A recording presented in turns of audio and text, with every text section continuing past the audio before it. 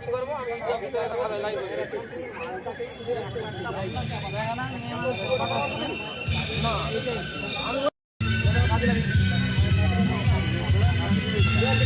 ওই সাতটা তো সাতটা আটটা হবে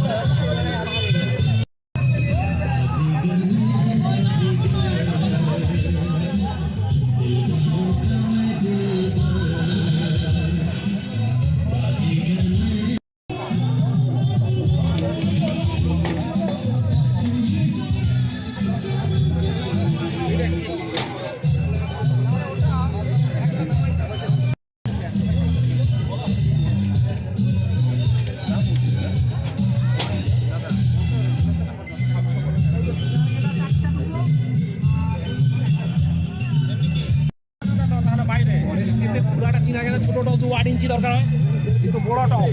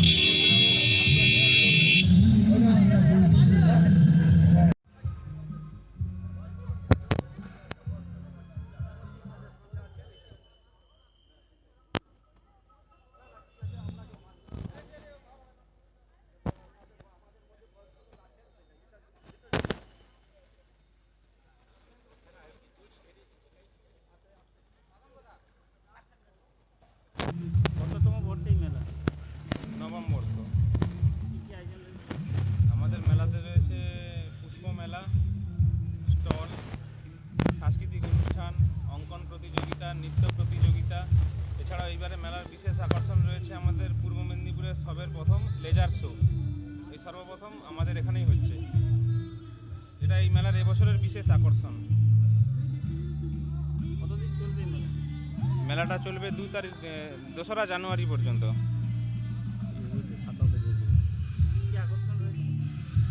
আকর্ষণ রয়েছে মেলার, সর্বপ্রথম বলি এই মেলার এই বছর সর্বশ্রেষ্ঠ আকর্ষণ হচ্ছে আমাদের লেজার শো, যেটা পূর্ব মেদিনীপুরের সর্বপ্রথম।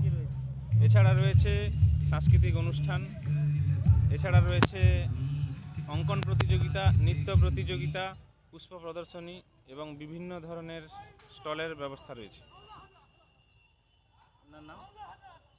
আমার নাম তুহিন শুভ্র সামন্ত। আমি ফুলের দায়িত্বে।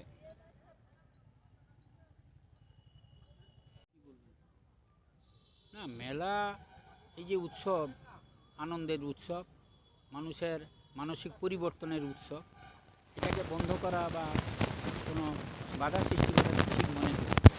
কারণ মানুষজন, এখানকার স্থানীয় মানুষজন বা বাইরের মানুষজন দীর্ঘদিন ধরে তারা সাংসারিক জীবনে থাকে।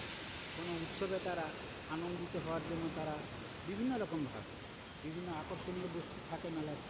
সে ফুলের প্রদর্শনী হোক কি স্টলের প্রদর্শনী হোক বা বিশেষ বিশেষ কোনো অনুষ্ঠানের ব্যবস্থা হোক, সেগুলো শোনার জন্য তারা আগ্রহী থাকে।